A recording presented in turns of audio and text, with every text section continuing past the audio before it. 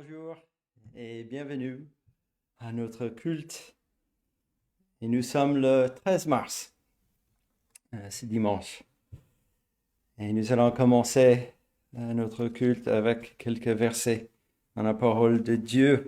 Et donc, je vous invite à écouter ces versets. Dieu est pour nous un refuge et un appui, un secours qui ne manque jamais dans la détresse. C'est pourquoi nous sommes sans crainte quand la terre est bouleversée et que les montagnes chancellent au cœur des mers. Dieu est au milieu d'elle, sa cité, son église, son peuple, n'est-ce pas? Elle n'est point ébranlée. Donc, nous sommes réunis pour louer notre Dieu, adorer notre Dieu, ce Dieu qui est au milieu de son peuple. Toute attention sur lui, toute gloire à lui. Et il est là pour son peuple. Il secourt dès l'aube du matin, dit ce verset. Des nations s'agitent, des royaumes s'ébranlent, il fait entendre sa voix. La terre se fond d'épouvante. L'Éternel des armées est avec nous, le Dieu de Jacob est pour nous une haute retraite. Et je ne sais pas si vous avez reconnu ces versets dans le psaume 46 que nous venons de voir assez récemment, il y a 4-5 semaines, je pense. Et donc, il est bien de toujours revenir sur ce que nous avons entendu prêcher plus en détail. Alors, je vous invite maintenant à chanter le numéro 56, un cantique basé sur ce psaume 46 aussi. Le titre est « Du rocher de Jacob ». Toute l'œuvre est parfaite.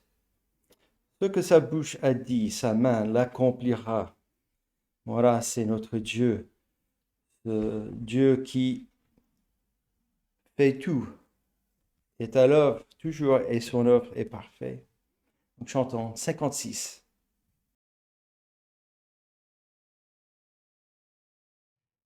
Et le strophe numéro 2 commençait. C'est pour l'éternité que le Seigneur nous aime. Sa grâce en notre cœur jamais ne cessera. Si nous sommes au Seigneur, que vraiment que l'Esprit puisse nous appliquer ça à nos cœurs, rappeler cela. Et je vous invite à nous courber dans la prière. Prions.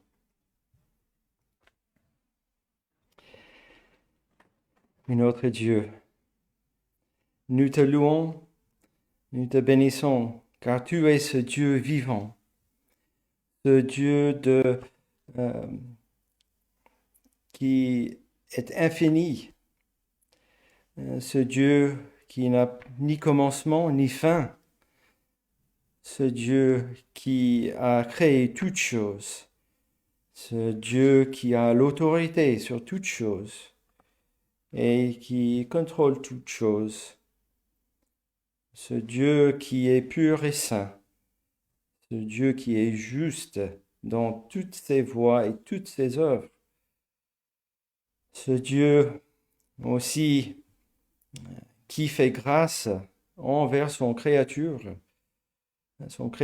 qui est séparée de lui par le péché, cette désobéissance, cet esprit de rébellion qui, dans sa nature, tu as fait grâce, tu as donné ce moyen d'être réconcilié par ton Fils Jésus-Christ, qui est venu pour faire cette œuvre de salut, de rédemption, d'enlever ces péchés de ton peuple et de être réconcilié avec son peuple par cette œuvre parfaite de Jésus-Christ. Il a donné sa vie, il est allé sur cette croix, il a subi ce châtiment à notre place, et puis il est monté, et il est à droite. Il intercède pour nous continuellement. Seigneur, nous te louons pour cela, car nous sommes bien en face de notre incapacité de te plaire. Nous avons besoin d'être en Jésus-Christ devant toi. Et nous sommes devant toi aujourd'hui, ce matin, dans le besoin. Nous avons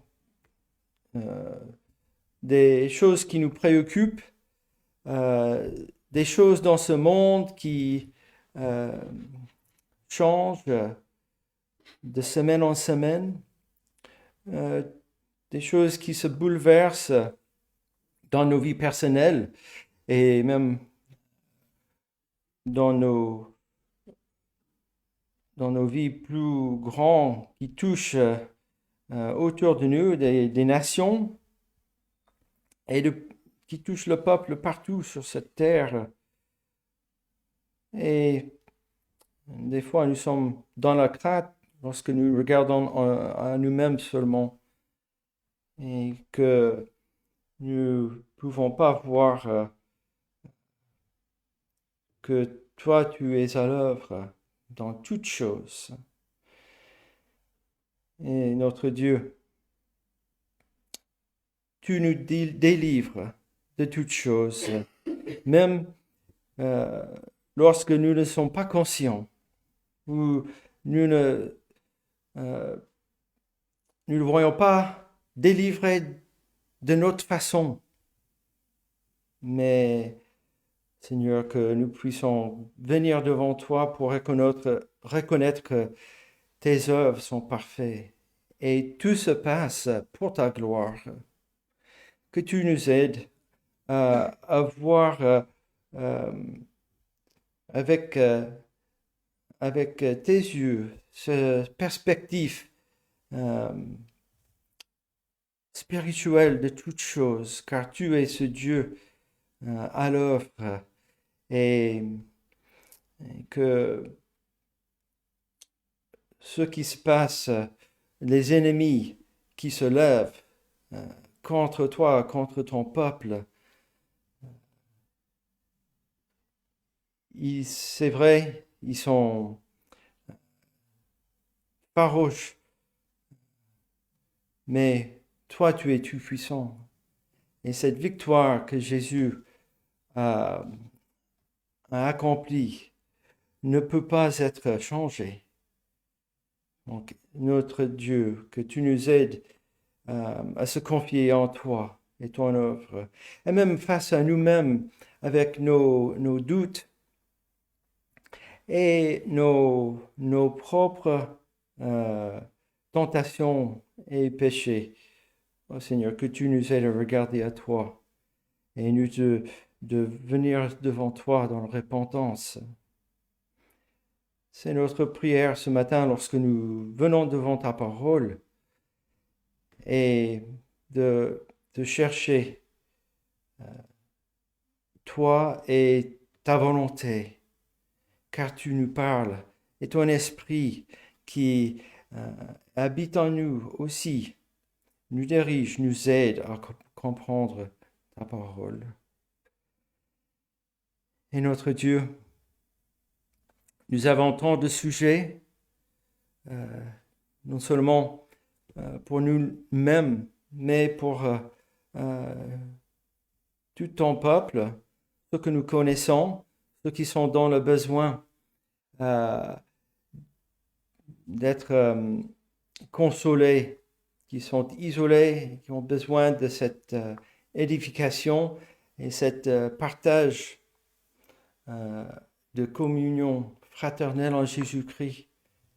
Notre Dieu nous demande que tu les bénis, que tu sois présent pour eux et que par ta parole, tu puisses les relever avec cette expérience dans toutes tes promesses pour ton peuple. Nous pensons pour ceux qui sont touchés physiquement par une maladie, et là aussi, qu'ils trouvent un soulagement dans ta parole, dans tes promesses. Nous pensons à ceux qui aussi qui sont bouleversés par les événements dans leur vie. Nous pensons à ceux qui n'ont peut-être plus de maison, plus de toit sur leur tête. Nous pensons à nos frères, nos sœurs, ton peuple dans ces pays en guerre, notamment en Ukraine, aussi pour ton peuple en Russie. Et Seigneur, il y a bien d'autres endroits dans le monde où ton peuple est persécuté et sont dans le besoin. Seigneur, que aussi tu sois avec eux dans ces moments. Nous pensons à nos frères, nos sœurs dans les églises où nous avons des contacts récents et souvent nos frères dans les églises en Suisse. Nous pensons à l'église à Lausanne, à l'église de Sion, et tes serviteurs, Alan Hill, Derek Dalche, que tu les fortifies et que ton œuvre qui se passe là-bas, que le fruit de ce sémence de l'évangile puisse porter du fruit. Nous pensons à nos frères en Afrique, ces assemblées, et aussi que tu agis par ton esprit lorsque la parole est annoncée, lorsque la parole est prêchée, et que des âmes viennent te connaître, ce que tu avais déjà prévu dans ton temps marqué. Seigneur, que tu sois aussi avec des églises plus loin, en Australie. Nous pensons à Steve Bignell et son église. Nous pensons à les églises en Angleterre. Nous connaissons les églises aux États-Unis, les églises en Espagne, les églises près de nous aussi, les églises en Europe ici, les églises de Sergueï en Sibérie. Oh notre Dieu, nous sommes très encouragés par les nouvelles et Seigneur, que tu les bénis et que même dans toutes sortes des épreuves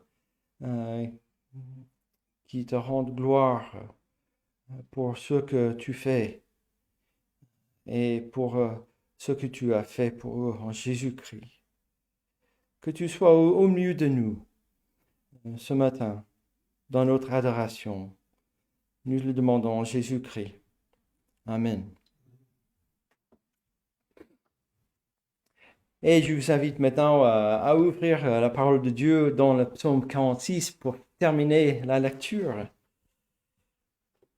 Nous allons commencer au verset 9 pour terminer ce psaume, le psaume 46. Si vous avez rappelé, Philippe avait dit, ce psaume est divisé en 3 strophes. Et c'est le dernier ici, à partir du verset 9.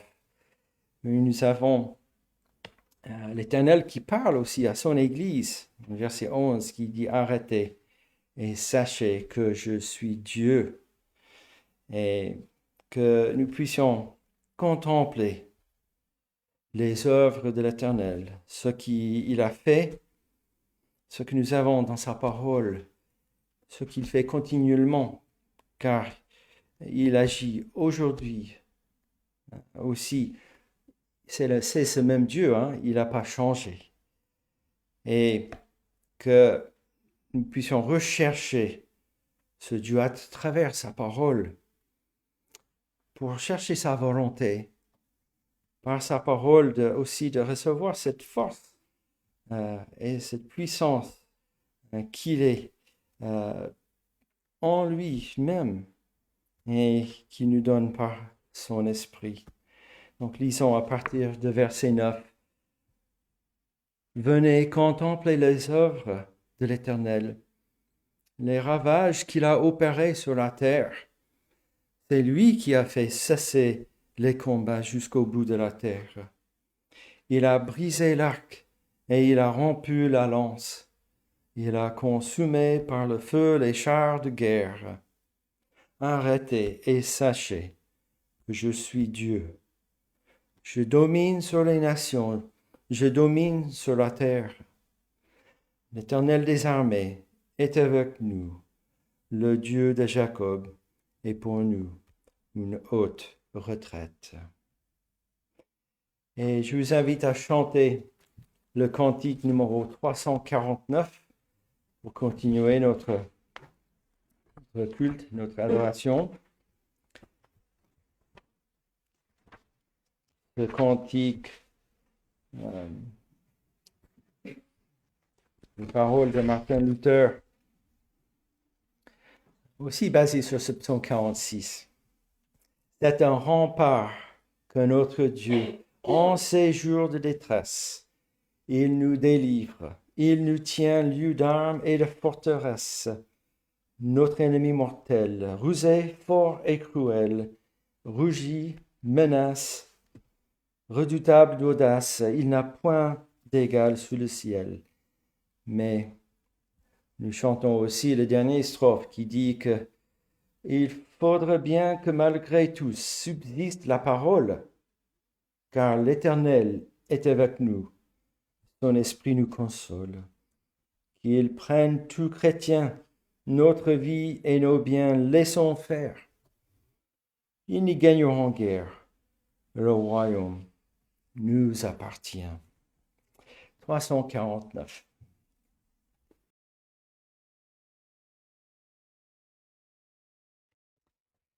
Et pour une lecture dans le Nouveau Testament, je vous invite à tourner dans le livre de Romains. Nous allons lire un passage dans le chapitre 9. Romains 9, à partir de verset 6. Ici, nous avons un passage qui est un des passages le plus clair pour moi concernant la souveraineté de Dieu et l'élection de son peuple.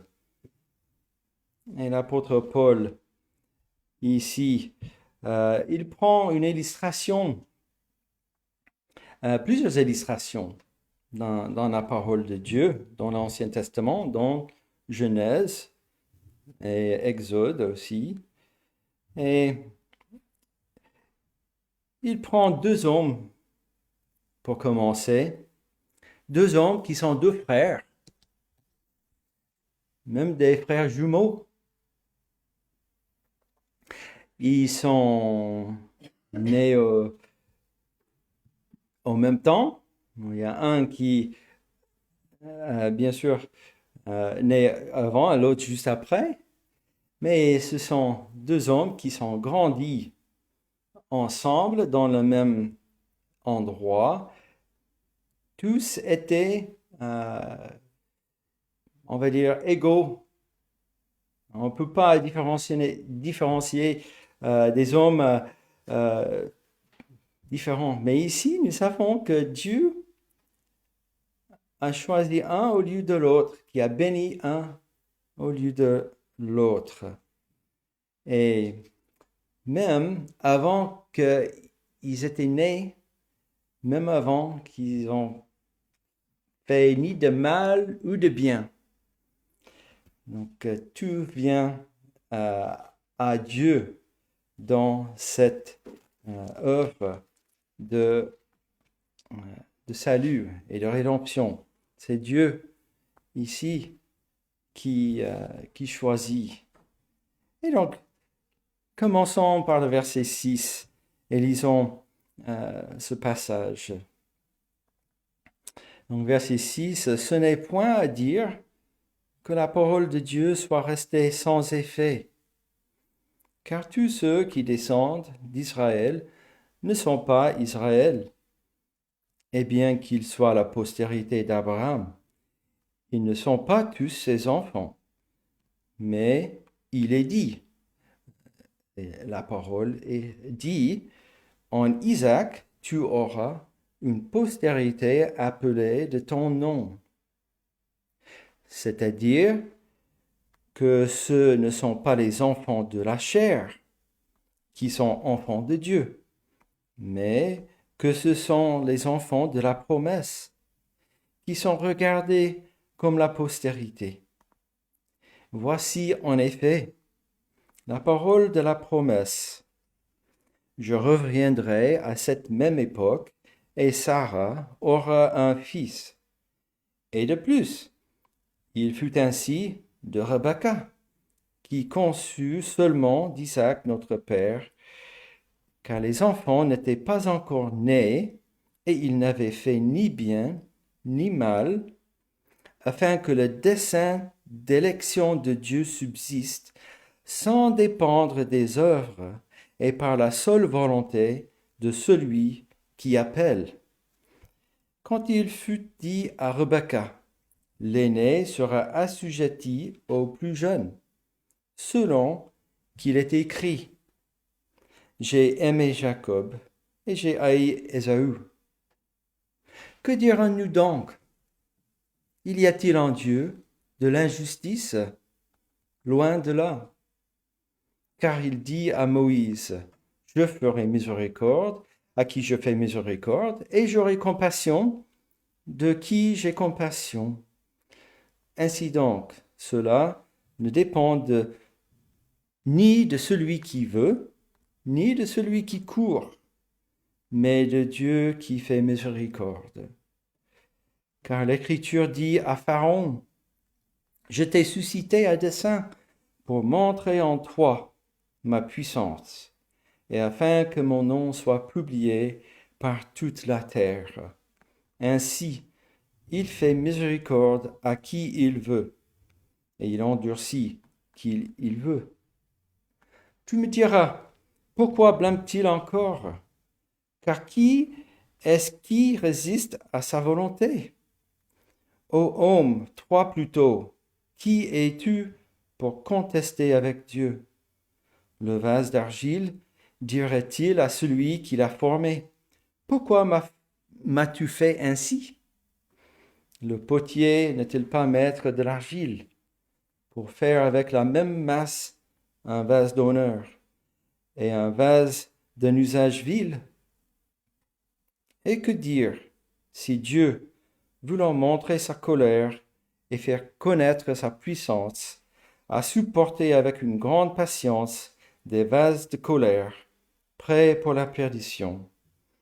Et s'il a voulu faire connaître la richesse de sa gloire envers des vases de miséricorde, qu'elle a d'avance préparés pour la gloire.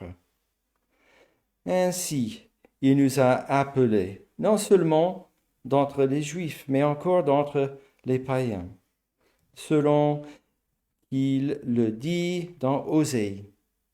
J'appellerai mon peuple celui qui n'était pas mon peuple, et bien-aimé celle qui n'était pas la bien-aimée. Et là où on leur disait, vous n'êtes pas mon peuple, ils seront appelés fils de Dieu vivant. Et jusqu'à là, la lecture de la parole de Dieu. Donc voilà, nous voyons quelque chose de très clair ici. Et l'apôtre Paul est un très bon enseignant, n'est-ce pas, qui pose sa question à verset 14 et dans sa réponse même à ceux de ses lectures qui vont dire à ce moment, mais ce n'est pas juste, n'est-ce pas? Ce n'est pas égal. Mais rappelons-nous bien que si Dieu, il fait jamais de l'injustice à ses créatures, parce que tous méritent la perdition, n'est-ce pas? Et sa colère. Donc, nous voyons bien, il a fait grâce, miséricorde à Jacob, pas par quelque chose qu'il a fait, et il a fait justice à Ésaü. Et il n'y a pas d'injustice ici. Et comme nous avons vu, il a donné d'autres illustrations très claires pour mettre en fait la fin de ce sujet, n'est-ce pas, d'obtenir le salut par les œuvres. Je vous invite maintenant à chanter un dernier cantique avant le message. Et ce cantique est le numéro 293.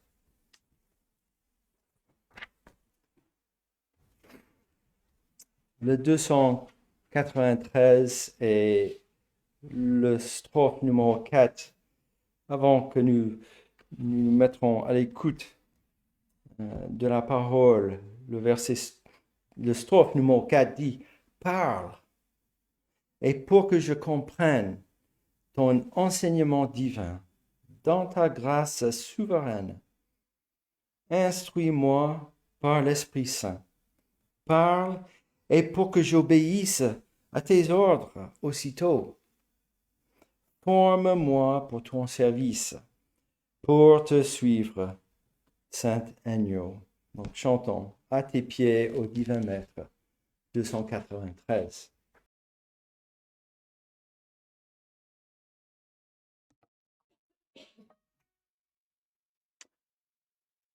Bien, nous allons dans la Genèse. Comme je l'avais annoncé la semaine dernière, le passage que nous allons regarder, enfin, le passage concerné, disons plutôt, est assez long. J'espère que vous avez lu, médité, réfléchi sur tout ce passage. Nous allons commencer à la fin du chapitre 33 et nous allons aller jusqu'au début du chapitre 35. Mais on ne va pas lire tout le passage, donc on va commencer en 33, Genèse 33, verset 17. Et nous lisons donc « Jacob partit pour Succoth. Il bâtit une maison pour lui, et il fit des cabanes pour ses troupeaux. C'est pourquoi l'on a appelé ce lieu du nom de Succoth. À son retour de Padan Aram, Jacob arriva heureusement, en bonne santé, à la ville de Sichem, dans le pays de Canaan, et il campa devant la ville. Il acheta la portion du champ où il avait dressé sa tente des fils de Hamor, père de Sichem, pour 100 kessitas. Et là, il éleva un autel qu'il appela Elohé Israël. Et nous sautons par-dessus le chapitre 34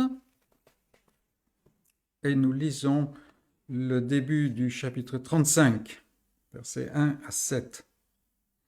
Dieu dit à Jacob, « Lève-toi, monte à Bethel et demeure-y.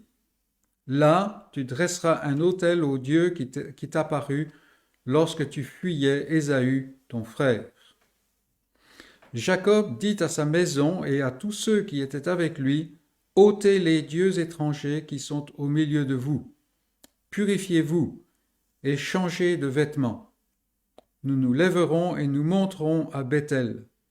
Là, je dresserai un autel au Dieu qui m'a exaucé dans le jour de ma détresse et qui a été avec moi pendant le voyage que j'ai fait. » Ils donnèrent à Jacob tous les dieux étrangers qui étaient entre leurs mains et les anneaux qui étaient à leurs oreilles.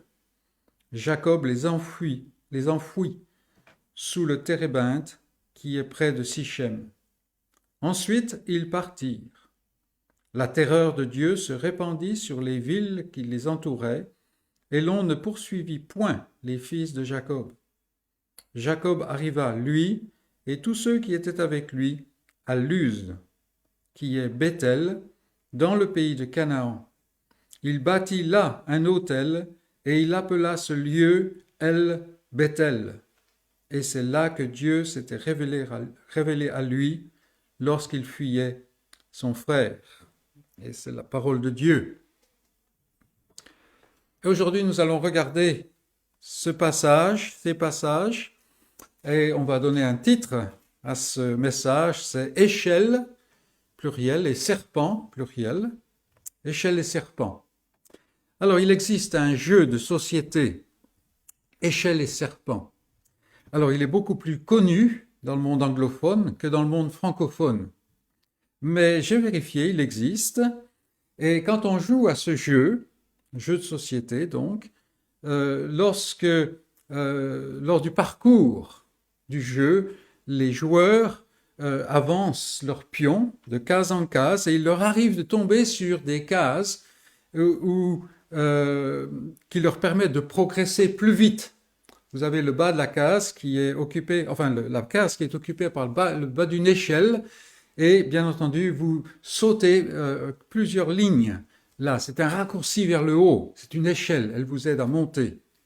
Et puis il y a d'autres cases qui, au contraire, font redégringoler jusque des fois presque au départ. Ça, c'est les serpents.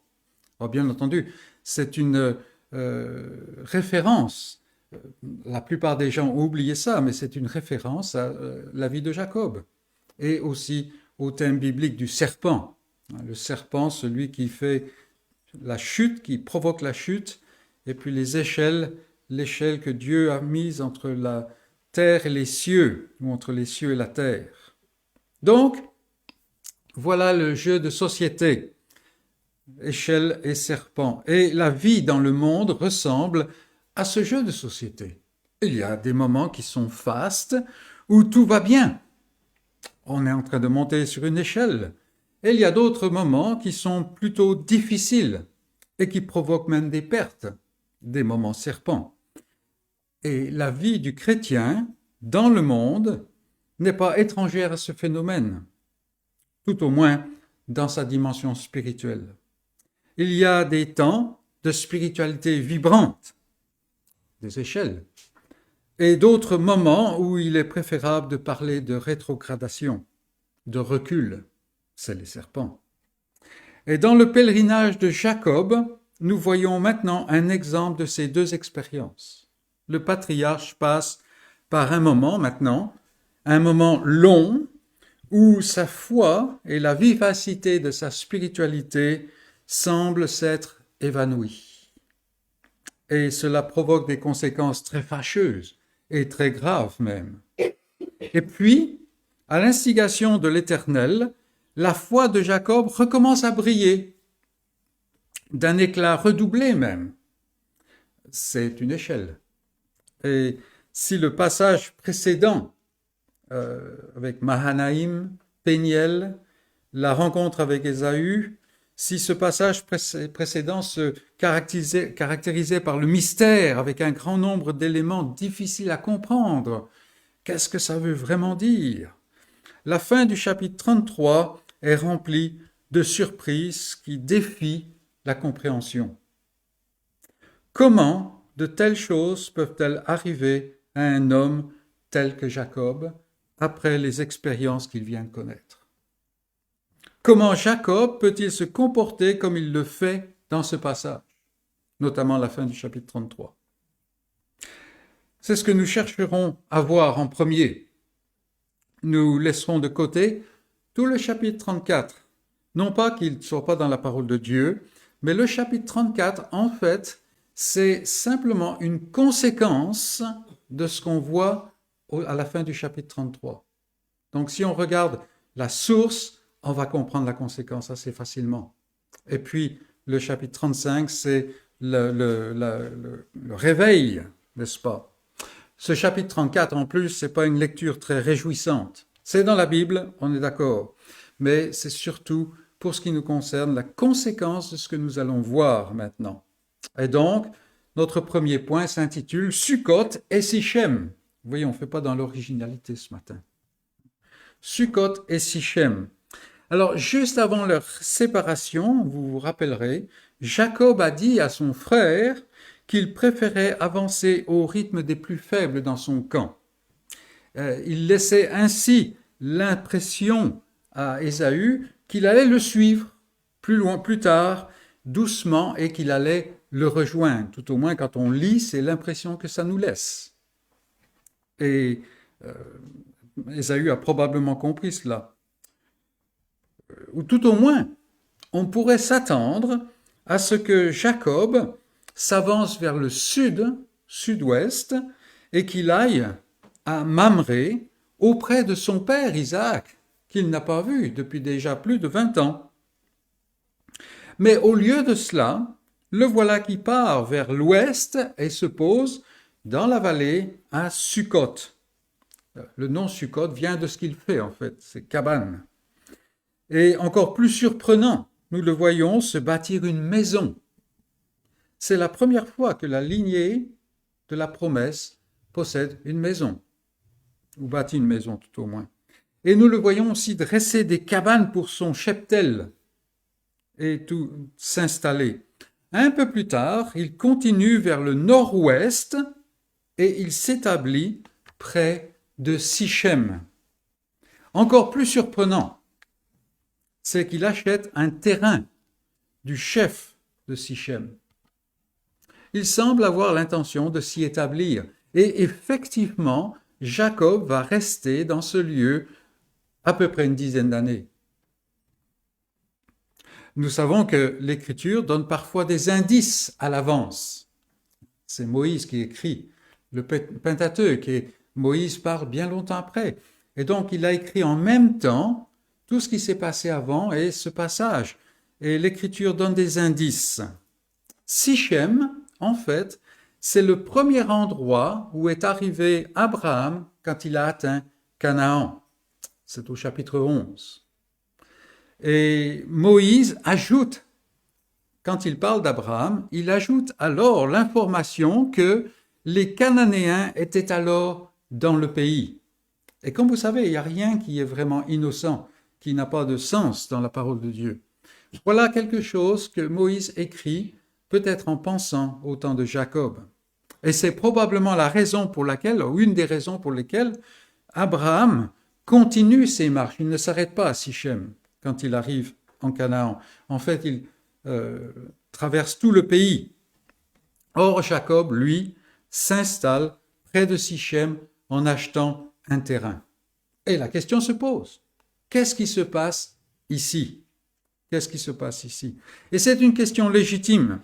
En effet, Jacob est maintenant Israël.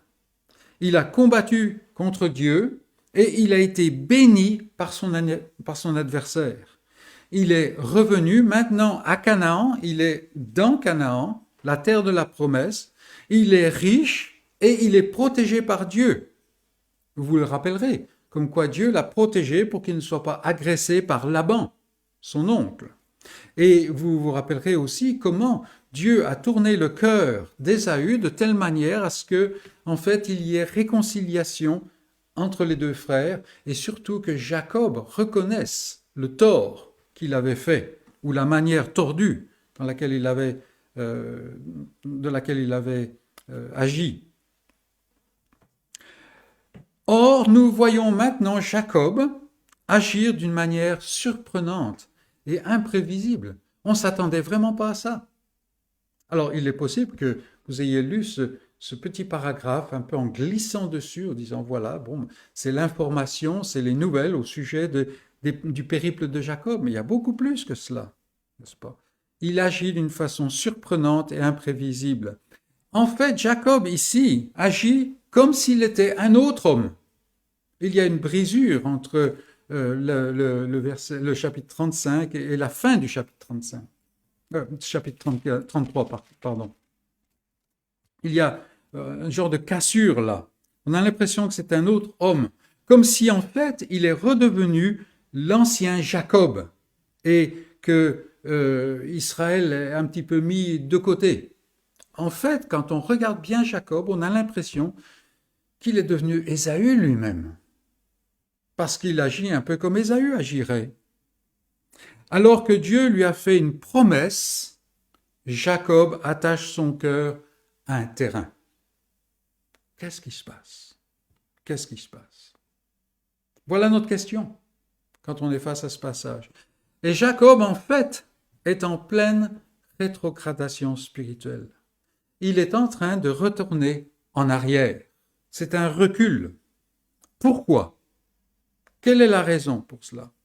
La première chose que nous voyons est que Dieu n'est pas directement mentionné ni dans cette fin de chapitre, ni dans tout le chapitre 34. On ne le voit pas du tout. Il est absent. Or, si Jacob a quitté Padan Aram, c'est parce que Dieu le lui a ordonné de le faire. Et Dieu, quand il est venu lui parler à Jacob et lui ordonner de partir en Canaan, il s'est désigné lui-même comme étant le Dieu de Béthel. Chapitre 31, verset 13. Et donc on s'attendrait à voir Jacob aller directement à Béthel. C'est l'indice que Dieu donne, n'est-ce pas? Mais non, il a mis le lieu de sa rencontre avec Dieu en oubli. Il y a quelque chose qui se passe. Jacob est tombé dans la désobéissance. En fait, il est tombé dans l'inertie de la désobéissance. Et il ne va pas à Béthel. Et il est certain que Moïse écrit ici avec l'intention de ranimer en nous le souvenir de l'incident de Lot, qui lui-même a regardé la vallée très luxuriante, favorable pour ses troupeaux. On parle beaucoup des troupeaux dans notre passage. Et puis il s'est approché, il a dressé ses tentes à côté de Sodome, bien que sachant, parce que ça se savait, que les villes avaient une mauvaise réputation. Et puis petit à petit s'approche et nous voyons qu'il demeure à Sodome. Il est même un homme en vue puisqu'il s'assied à la porte. Et Moïse ici, quand il écrit à ce sujet-là, il veut nous faire penser à cela. Il est en train de nous dire, voilà ce qui est en train d'arriver à Jacob. À Jacob. Mais nous sommes en droit de nous demander comment il se fait que Jacob retourne si vite dans les voies du monde, dans les voies de la chair. Comment est-ce que ça peut se faire? Surtout après le sommet spirituel de Péniel. Et c'est probablement là le problème. Péniel était un sommet spirituel, suivi par un autre temps fort de la réconciliation avec deux frères, où le poids de culpabilité que Jacob portait toutes ces années a pu être mis de côté. Il y a une réparation là, d'une manière ou d'une autre. Vous voyez? Donc, deux temps forts. Mais hélas, si les temps forts spirituels fortifient l'esprit, et ils le font, ils peuvent avoir un effet tout aussi puissant sur la chair. Et en effet,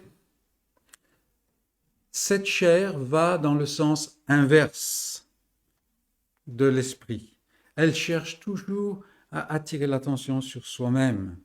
Et nous avons un grand besoin de veiller. Et il semble que Jacob ne l'ait pas fait. Jacob n'a pas veillé, il est encore sur son petit nuage, comme on dirait aujourd'hui, et patatrac, il tombe. Un indice apparaît dans le texte, un indice qui peut nous indiquer que c'est vraiment l'esprit de Jacob là. Alors qu'il est dans le voisinage de Sichem, nous lisons que Jacob dresse, bâtit, érige un autel. Alors, il n'y a rien de très spécial à cela. Abraham lui-même avait bâti un autel dans le coin, à son arrivée, dans ce lieu. Ce qui alerte surtout ici, c'est le nom que Jacob donne à cet autel. Alors, on l'a lu comme El Eloé Israël, mais vous avez une petite note, bien sûr, qui vous rapporte en bas de page et qui vous dit que ça veut dire Dieu, le Dieu d'Israël. Ça semble très bien, n'est-ce pas? Et ne doutons pas un instant que Jacob est sincère dans ce qu'il fait. Il fait un autel à l'Éternel. Oui, il veut adorer Dieu. Il est sincère, mais il est rempli de lui-même. Il est rempli de celui qui sort de Péniel. Il est maintenant Israël. Il a été béni d'une manière singulière. Il en porte d'ailleurs la marque dans sa chair. Quand vous voyez Jacob, vous voyez un boiteux, parce qu'il est passé par Péniel. Péniel, tout en façonnant et en bénissant l'esprit de Jacob, a aussi attisé les élans de sa chair. Et il bâtit une maison et une ferme à Sukkot, et il achète un terrain à Sichem, et il laisse sa fille aller fréquenter les jeunes filles cananéennes, et il se tait quand l'honneur de cette fille est bafoué, brisé, et voilà, Jacob est en pleine déconfiture. Parce que maintenant, il fait grand cas de Israël. Jacob est en plein recul spirituel. Il fonctionne comme un homme du monde. Oui, il y a encore le culte à l'autel près de Sichem, mais cet autel est en réalité à la gloire d'Israël. Et Jacob est tombé sur une case où il y a un serpent. Et il est descendu au bas du jeu. Et il a dégringolé, presque jusqu'au point de départ. Quelle est la différence de Jacob à la fin du chapitre 33 avec le Jacob qui s'enfuyait d'Ésaü? Et vous qui êtes chrétiens, je ne doute pas que vous savez ce qu'il en est. Vous serez lents à lancer la première pierre, n'est-ce pas? Vous êtes passé par là. Peut-être y êtes vous-même encore en ce moment. Vous avez porté les yeux sur la plaine fertile. Ou bien, au lieu de combattre, vous vous reposiez et vous étiez là sur votre terrasse à ne rien faire, dans l'oisiveté. Et voilà que d'un petit pas, faux pas, dans un autre petit faux pas, vous êtes tout d'un coup pris dans une vraie toile d'araignée remplie de péchés, de malheurs, de douleurs. Il est vrai qu'on parle toujours des moments forts de Péniel,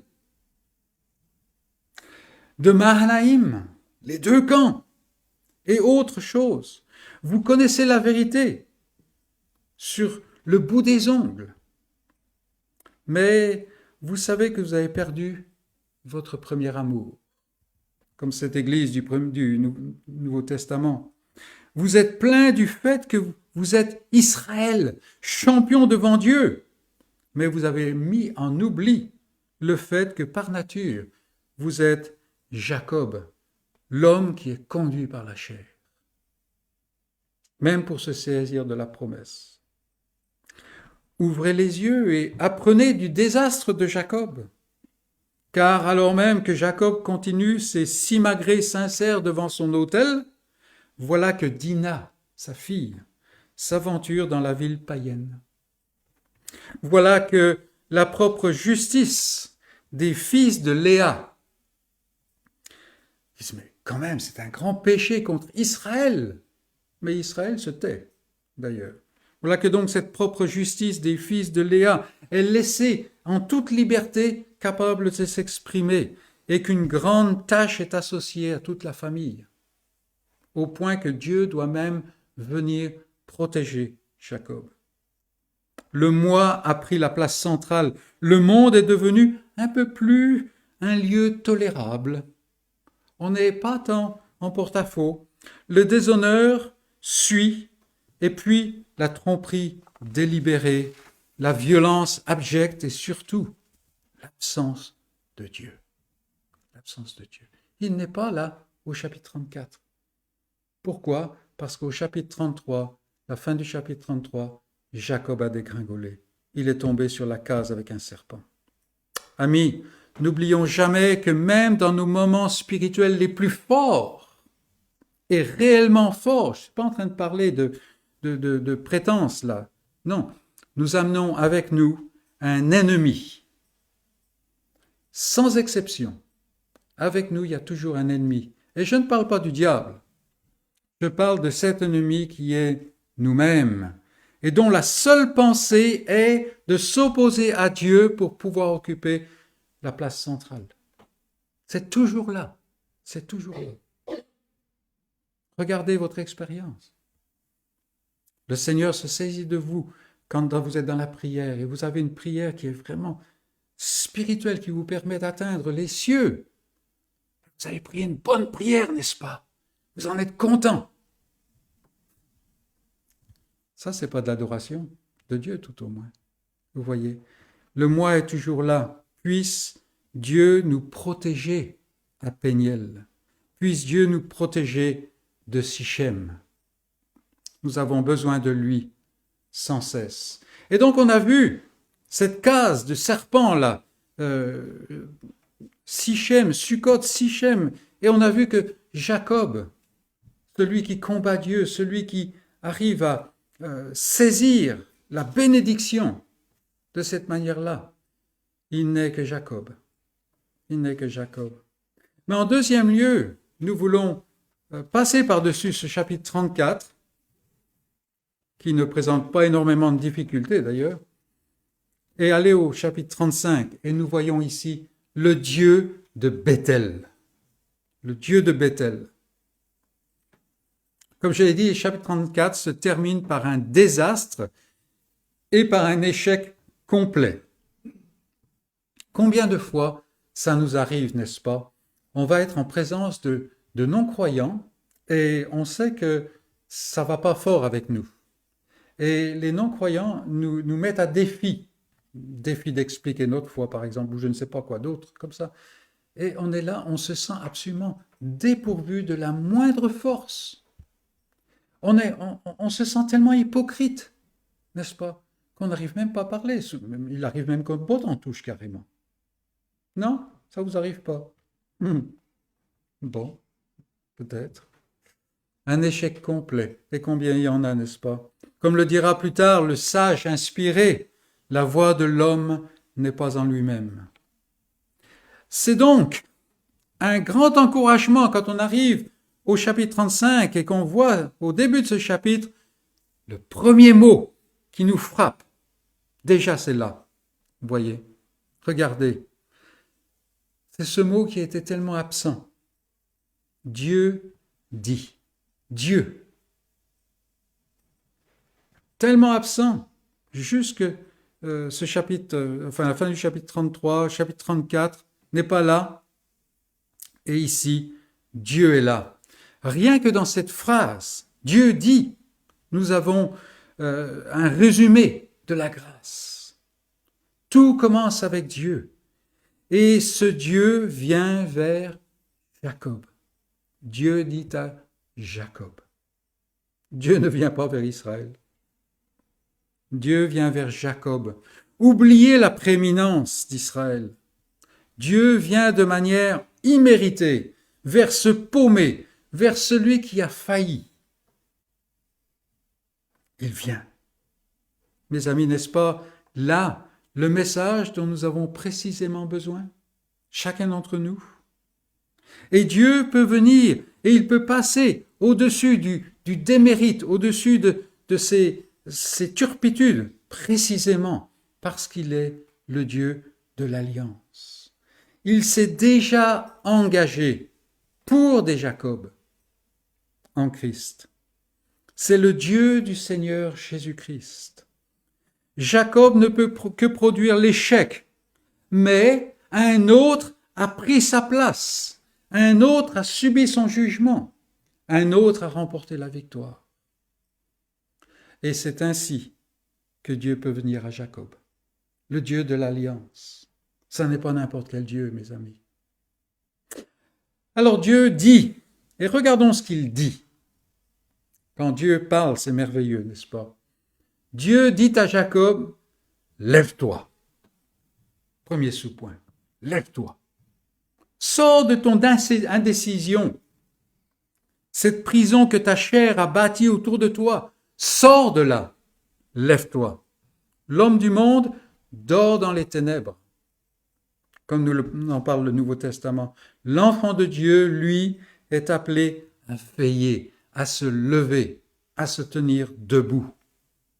On remarque souvent dans l'Ancien Testament, même dans le Nouveau Testament, mais souvent dans l'Ancien Testament, quand Dieu vient, se présente devant les siens, devant quelqu'un de son peuple, on pense à Daniel par exemple, on pense à Pierre, on pense à Jean, la première chose, c'est l'homme est complètement écrasé. Mais Dieu ne parle pas à la personne qui est écrasée, il le fait se lever, à chaque fois. C'est très intéressant. Lève-toi. Mais Dieu n'arrête pas là. Monte à Bethel. Monte à Bethel. En un mot, on pourrait traduire « Obéis-moi, reviens à moi ».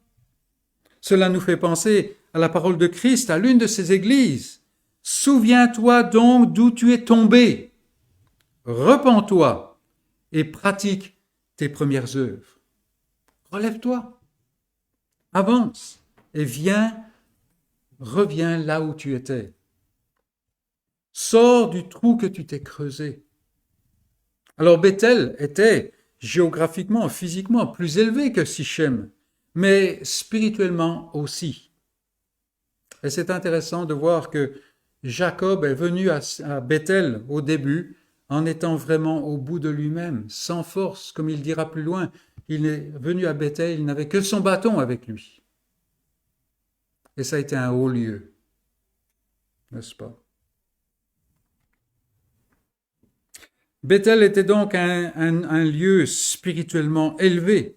C'est là qu'il y avait eu l'annonce de Christ, la voie que Dieu a mise en place entre le ciel et la terre. C'est là que le cœur de Jacob, ou plutôt que Dieu a uni le cœur de Jacob avec lui-même. C'est là que Jacob s'est engagé envers Dieu par un vœu qu'il n'a pas encore accompli. C'est là le lieu du premier amour, Bethel. Le Dieu de Bethel est le Dieu de celui qui n'a pas de force, de celui qui fuit. Et c'est ce que Jacob était quand il est venu la première fois à Bethel. Donc, lève-toi, monte à Bethel. Mais Dieu continue et il dit, ôtez les dieux étrangers du milieu de vous. Alors, on va laisser aux experts le loisir de discuter sur la nature, les formes de ces dieux étrangers. Et si vous prenez le moindre commentaire, vous allez voir plusieurs pages qui sont noircies avec des supputations. Laissons ça de côté. Écoutons pour notre part le message. Des dieux étrangers dans la famille de la promesse. Est-ce possible? Est-ce que c'est possible? Eh bien, nous voyons que oui.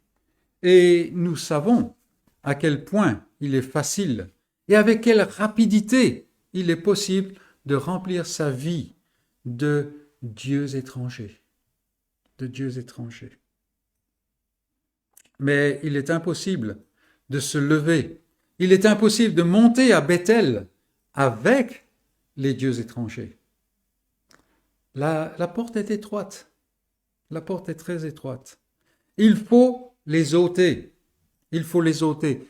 Et c'est en fait cela, une des marques de la conversion. Cela est une des marques de la marche dans l'esprit. Rappelons-nous ce que Paul dit. On raconte tout autour de vous comment vous êtes convertis à Dieu, comment vous avez fait demi-tour total en abandonnant les idoles. Et Paul utilise une expression très précise là. En fait, il dit en abandonnant les idoles qui sont les vôtres. Et ça peut être n'importe quoi, n'est-ce pas? Il est très facile de remplir sa vie d'idoles. Mais on ne peut pas monter à Bethel avec ça. C'est pas possible. Il faut les ôter. Et ici, dans ce passage, c'est le réveil de l'esprit de Jacob que Dieu accomplit. Et c'est ce réveil de son esprit, accompli par l'Esprit de Dieu, qui conduit à cette purification. Pour nous, ce sera l'éveil par l'Esprit et par la parole, un éveil qui est accompli par la présentation de la merveille de Christ. Pour revenir à ce que Paul dit, il dit, mais on raconte comment vous avez abandonné les idoles. Mais ce n'est pas simplement tout d'un coup les idoles deviennent horribles. Non, elles deviennent horribles. Pourquoi? Parce que on trouve quelqu'un de meilleur. Et Paul dit, Vous avez abandonné les idoles pour servir le Dieu vivant et vrai.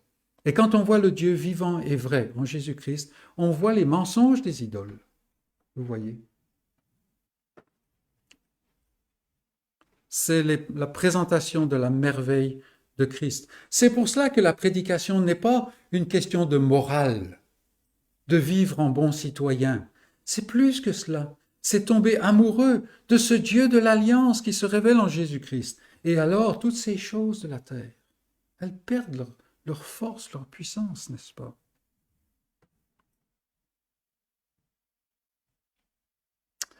Ôtez les dieux, levez-vous, changez de vêtements. On ne peut pas aller dans la présence de Dieu sans avoir revêtu l'habit de noces, qui est la justice parfaite de Christ, ni sans avoir été purifié par son sang des œuvres mortes de la chair. Sichem Sukkot s'est rempli de mort, c'est la chair, et il faut se purifier pour monter à Bethel. Êtes-vous passé par là? Êtes-vous passé par là? Vous qui voulez paraître dans la présence de Dieu. Mais nous voyons encore autre chose, parce que voilà que Jacob détruit les idoles. Il se lève, il se prépare à partir, il déclare son intention à toute sa famille de monter à Bethel. Mais il est mentionné que la terreur de Dieu, n'est-ce pas? La terreur de Dieu a envahi tous ceux qui sont autour de Jacob. Parce que, en fait, avec ce qui était arrivé dans le chapitre 34, toute la famille était devenue odieuse à tous les peuples autour. Et c'était des Cananéens, n'est-ce pas? Et c'est pour cela que Jacob était dans la crainte. Mais Dieu a répandu la terreur de Dieu, nous lisons. Il est difficile de savoir quelle est la forme que représentait, que revêtait cette terreur de Dieu qui empêche les peuples de fendre sur Jacob et de le détruire. Ce qui est certain, toutefois, c'est que la protection de Dieu est sur le chemin du retour à lui. Souvent, quand le croyant s'aperçoit qu'il est tombé dans le péché, dans l'esprit du péché et tout ça, et il faut revenir. Mais c'est difficile, parce que souvent, c'est la honte. Il faut reconnaître publiquement des choses qui ont été cachées. Imaginez David, par exemple. Et toujours, on se dit, mais qu'est-ce que les autres vont penser? Mais je ne peux pas faire ça. Vous voyez, la chair réfléchit comme ça. Et ici, Jacob, probablement, une des choses pourrait dire, mais comment je peux aller à Bethel alors que les autres sont en train de me guetter? Il va y avoir des embuscades et tout ça. Et Dieu l'assure, non, sur le chemin du retour, ma protection est là. Ma protection est là. Si bien que personne n'a voulu le toucher. Et vous qui voulez venir ou revenir à Dieu, mais qui redoutez quelque chose qui pourrait accompagner cette démarche, quoi que ce soit, écoutez Dieu et il dit, je veille sur celui qui me craint. Il veille sur celui qui le craint. Donc ils arrivent à Bethel, c'est le lieu, enfin, et Jacob ici dresse un autel.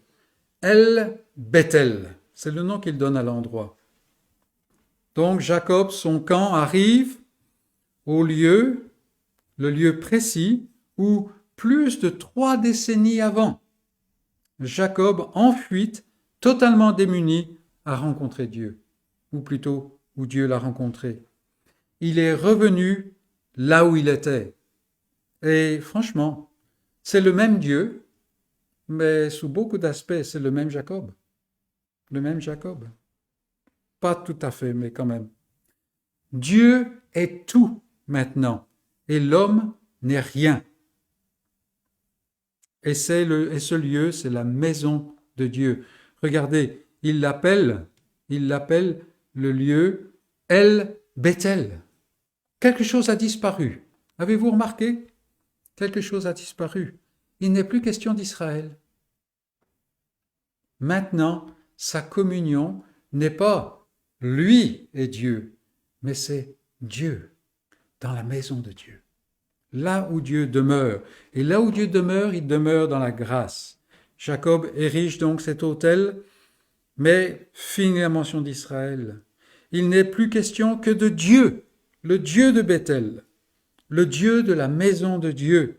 C'est le cœur de l'alliance de grâce. Telle ou telle personne est prête à aller au ciel et est prête à faire n'importe quoi pour ça. Et on va dire, mais c'est merveilleux, voilà quelqu'un qui est mûr pour la conversion. En fait, ce que cette personne veut, c'est éviter l'enfer. Mais il n'y a pas de El Bethel pour cette personne. Et en fait, si Dieu n'était pas au ciel, ça ne serait pas un gros problème. Hein.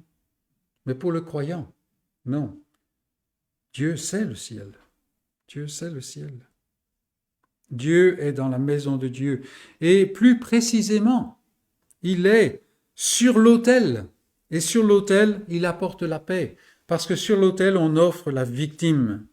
Et dans ce nom, El Bethel, il y a la préfiguration de l'évangile du salut. C'est là où Dieu réside. Et Dieu réside là où le sang a été répandu pour expier, pour apporter la paix. Voici l'agneau de Dieu qui ôte le péché du monde. Comment est-ce qu'il fait? Comment est-ce que cet agneau peut redonner la vie au raté de Sichem, celui qui a tout bousillé? Il détruit toute autorité qui se dresse contre Dieu. En fait, il les cloue à sa croix. Il déchire le voile de haut en bas. Il pénètre comme les prémices, comme le premier de la moisson devant l'Éternel avec son sang. Et donc il y a la paix. Mes amis, est-ce que vous êtes venus à Bethel? Est-ce que vous êtes revenus à Bethel? Puisse Dieu attirer dans sa grâce toute âme qui est devant lui. El Bethel, c'est le lieu où nous voulons être trouvés, tout Jacob que nous sommes. Que Dieu bénisse sa parole. Amen.